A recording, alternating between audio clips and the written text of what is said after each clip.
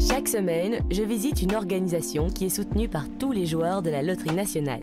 Aujourd'hui, je jette un coup d'œil dans les coulisses de l'Institut de Duves. Bonjour professeur. Bonjour. Alors c'est ici l'Institut de Duves.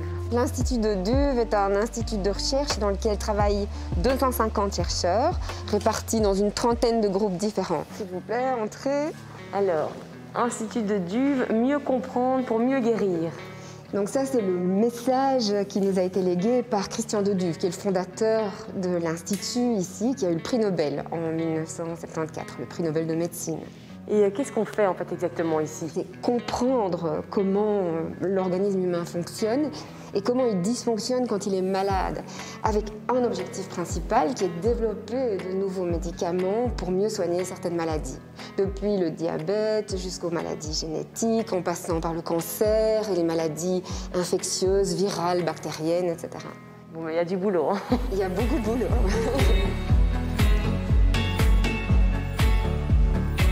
Mon laboratoire est ici. Moi, ce qui me plaît vraiment beaucoup, c'est l'aspect curiosité qui drive en fait les questions qu'on va se poser et cette obsession à essayer de comprendre comment ça fonctionne. Alors après, quand on a beaucoup de chance et qu'on arrive à comprendre comment certaines choses fonctionnent dans le domaine biomédical, on a en plus la possibilité de développer de nouveaux médicaments. Et ça, c'est quelque chose de très, très enthousiasmant.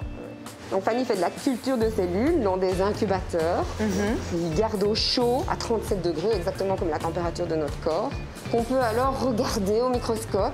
Mais regardez, allez-y, ce qu'on voit donc c'est un tapis de cellules. Ah oui, oui, donc elles sont assez jaunes en fait. Hein. Oui, c'est ça. Elles sont bien vivantes et elles sont collées les unes aux autres parce qu'elles se sont beaucoup multipliées. Donc ici, nous sommes dans une bibliothèque de cellules. On appelle ça une cryothèque parce que toutes les cellules sont congelées. Donc on peut retrouver nos stocks de cellules congelées dans des cuves comme celle-ci, qui sont des cuves à azote liquide, où les cellules sont congelées à très basse température, hein, plus de moins 180 degrés. On peut les garder longtemps là-dedans, très longtemps. Et donc ici, c'est un système d'imagerie extraordinairement sophistiqué qui nous permet d'analyser en détail des tissus humains. C'est incroyable, comme toutes les infrastructures que vous avez ici et tout le nombre de personnes qui travaillent. Oui, on a besoin de beaucoup de soutien et c'est entre autres grâce aux joueurs de la Loterie nationale qu'on peut faire ce genre de choses. Bonjour Jean-François. Bonjour, bienvenue. Alors, qu'est-ce qu'on fait ici dans ce laboratoire? Alors, dans ce laboratoire, on travaille sur les bactéries. On essaye de comprendre comment les bactéries font pour se défendre contre les antibiotiques. Alors, il y a une bactérie qu'on aime beaucoup et qui s'appelle Escherichia coli. Et c'est une bactérie que vous avez dans vos intestins. Eh bien, on ne sait toujours pas comment elle fait pour construire ce qui l'entoure et comment cette fortification est aussi protégée quand la bactérie est attaquée, entre autres par des antibiotiques. Vous voulez voir une bactérie? Oui, avec plaisir. Alors, une bactérie, on ne peut pas la voir sans microscope, mais je peux vous montrer une colonie de bactéries. Donc voilà, ce qu'on appelle une boîte de pétri. Et chaque petit point que vous voyez là, ça représente une colonie de bactéries. Si ce soir, on prenait une bactérie invisible, qu'on la mettait sur cette boîte, qu'on rentrait chez nous et qu'on revenait demain matin, cette bactérie-là et sa progéniture auraient rempli un cube de 11 mètres de côté. Si on devait compter toutes les cellules qu'il y avait en vous et sur vous, on arriverait à la conclusion qu'il y a le même nombre, voire plus de cellules bactériennes en vous et sur vous. En tout cas, on voit que vous les aimez, vos bactéries. J'aime beaucoup les bactéries. Quel est l'objectif de cette étude, au final? Est-ce que je peux utiliser? Oui, bien sûr.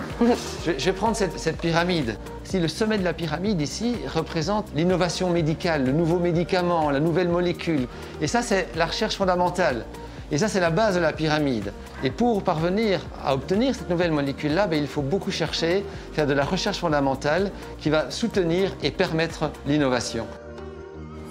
C'est un travail en tout cas de longue haleine. Oui, tout à fait. Il faut être très patient pour faire de la recherche. La curiosité, le fait de vouloir comprendre, le plaisir de comprendre, ça c'est quelque chose d'irremplaçable.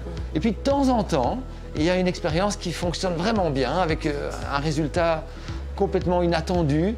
Et alors ce jour-là, vous avez une excitation qui doit être comparable à celle que le premier homme qui a marché sur la Lune a dû ressentir. Hein. Et moi-même, j'ai quelques dates en tête d'expériences qui m'ont donné des résultats complètement inattendus et qui ont vraiment eu un impact en fait sur les recherches. Des petites victoires, quoi. Exactement.